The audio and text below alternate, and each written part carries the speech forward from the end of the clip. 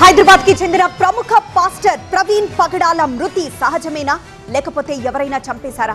ఇవే అనుమానాలు వ్యక్తం చేస్తున్నాయి క్రైస్తవ సంఘాలు. నిన్న రాజమండ్రి సమీపంలో ప్రవీణ్ పగడాల అనుమానాస్పద స్థితిలో మరణించారు. కొంతమూరు దగ్గర రోడ్డు పక్కన విగత జీవిగా కనిపించారు పాస్టర్ ప్రవీణ్. బుల్లెట్ పై ప్రయాణిస్తూ విజయవాడ నుంచి రాజమండ్రి వచ్చారు ప్రవీణ్. అయితే హెల్మెట్ ధరించిన ముఖంపై తీవ్రమైన గాయాలు ఉండడంతో క్రైస్తవులు అనుమానాలు వ్యక్తం చేస్తున్నారు. నిన్నంతా రాజమండ్రి ప్రభుత్వ ఆసుపత్రి దగ్గర క్రైస్తవ సంఘాలు ఆందోళన చేశాయి. పాస్టర్ ప్రవీణ్ ను ఎవరో కావాలనే ప్లాన్డ్ గా చంపేశారని అంటున్నారు క్రైస్తవులు.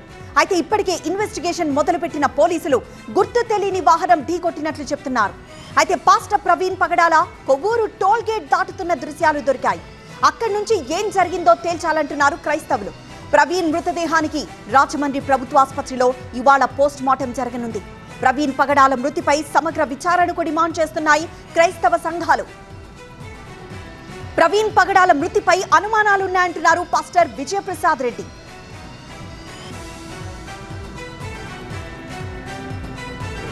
ఆయన చనిపోయిన విధానం చూస్తే మాత్రం చాలా అనుమానాస్పదంగా కనబడుతుంది. అందుకే యావత్ క్రైస్తవ ప్రపంచం మా నిరసన వ్యక్తం చేస్తున్నాం.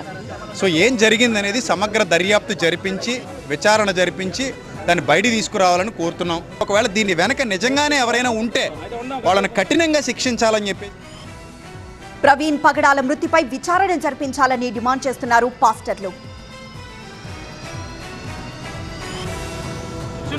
ప్రవీణ్ పగడాల గారు ఏదైతే నాకు అనుమానంగా ఉంది, నన్ను ఇలాగూ హత్య చేయొచ్చు అనేటువంటి మాటలు తెలియజేసి పోస్ట్ చేశారో మేము చూసినప్పుడు కూడా ఆయనకు అదే పరిస్థితులు కనిపించాయి.